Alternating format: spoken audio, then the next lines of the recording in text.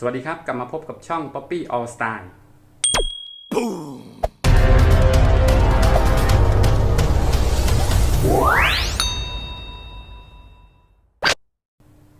ครับวันนี้เรากลับกันมาในพาร์ทที่2นะครับในวอล์กที่เราเอาเจ้า Evo 2เนี่ยไปโอเวอร์ฮอลเครื่องที่อู่กันนะครับซึ่งวันนี้เดี๋ยวผมจะเอาตัวอะไหล่เนี่ยไปทิ้งไว้ที่อู่เพิ่มเติมนะครับแล้วก็เดี๋ยวเราไปดูความคืบหน้าของตัวรถด้วยนะครับว่าณปัจจุบันรถเป็นแบบไหนแล้วก็ใกล้เสร็จหรือยังนะครับผมโอเคครับเดี๋ยวเราไปกันเลยครับครับเดี๋ยวตอนนี้แวะไปที่อู่ทีกันนะครับเดี๋ยวไปดูเครื่องของผมนะครับว่าตอนนี้ประกอบไปถึงไหนแล้วครับเดี๋ยวเราไปดูกันเลยครับ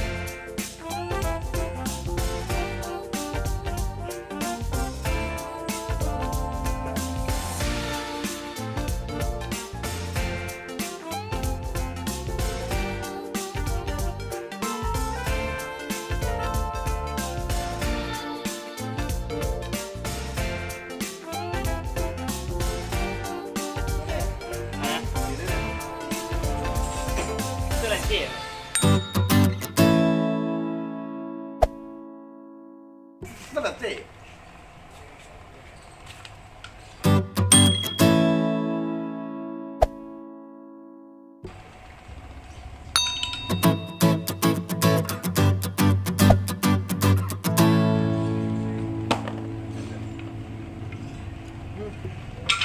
เอา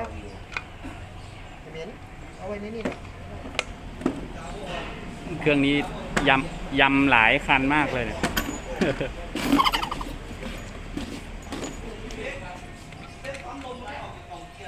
ใช่ไหม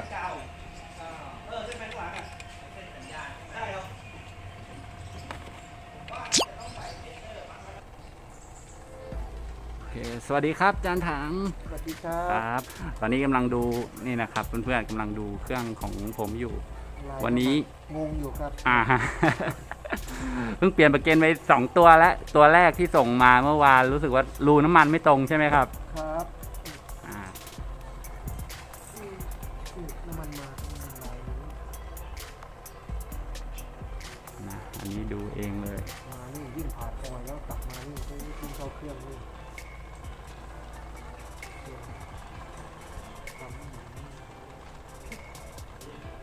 ตัวนี้น่าจะตรงแล้วใช่ไหมครับ ครับ ก็รู้สึกเมื่อวานรูมันตันไป1 รู อันนึงไม่มีรูนี่แต่นี้ไม่รูเกินนี้ตรงนี้ก็ไม่เป็นไรก็ไม่ได้ไปไหน เพราะตรงตัวเครื่องมันไม่มี ครับถ้าจะเอาอีกอันนึงมาเจาะก็ไม่มั่นใจนะ อันเนี้ยรูก็ถือว่าเยอะอยู่ของเก่าก็มีรอยแต่ก็ไม่ได้ใช้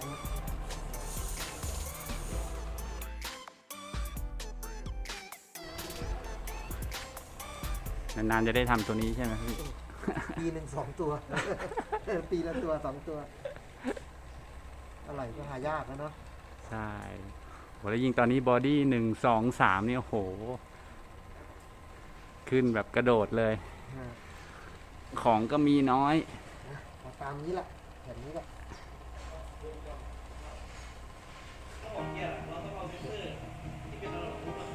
เส้นในกับพอได้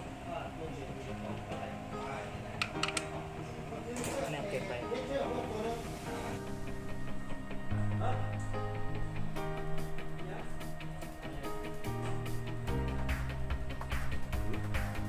ไม่ลื่น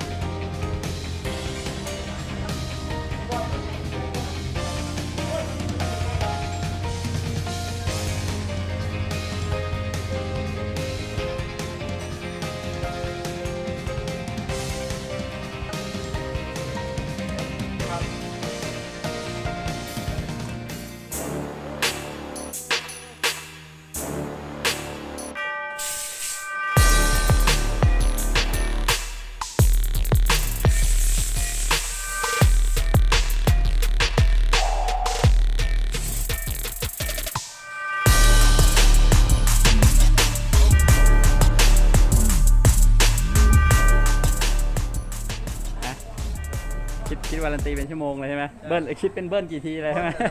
แบนถ้าแบบแบนปั้มเนี่ยหมดเลย ถ้ามีอันเตอร์แลกคิดสองเท่า ครับถ้าเบิ้ลรอบตัดนี่คือหมดแล้วครับถือว่าหมดประกันแล้วถือว่าคุณได้เลย ขอให้ขับไปโอนเข้าขนส่งก่อนได้ไหม เช็คเบอร์ไม่ได้เลยหมดแล้วไหมน็อตมันอ่ะ เป็นนอนแหวนสปริง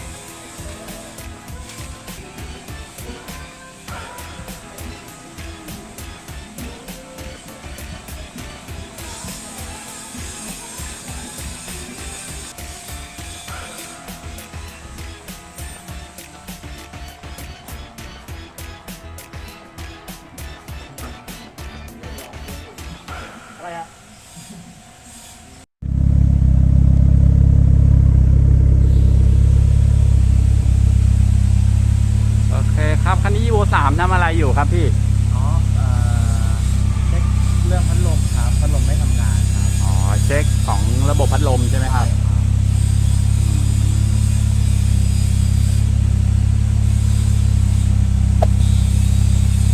อันนี้เรียบร้อยหรือยังครับ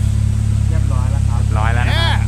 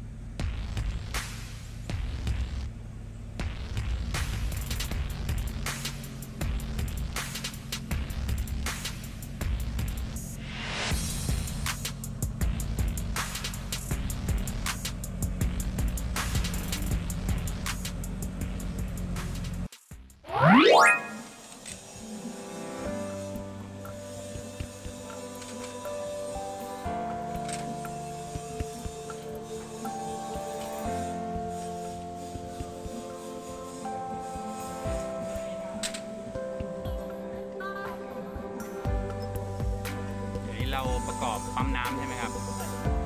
เคเราตัดประเก็นมานะ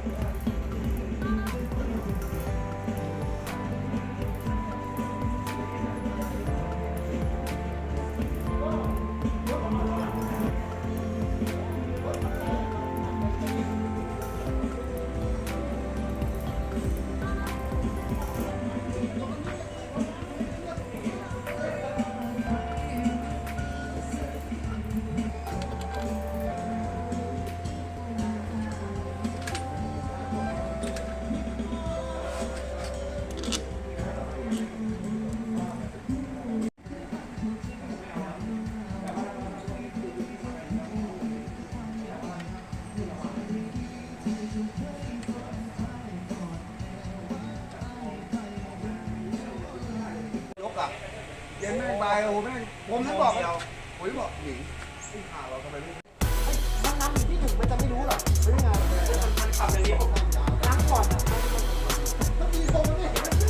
ปล่อยเขาไปไม่ต่อไอ้ที่มันจะโค้งเลย นะ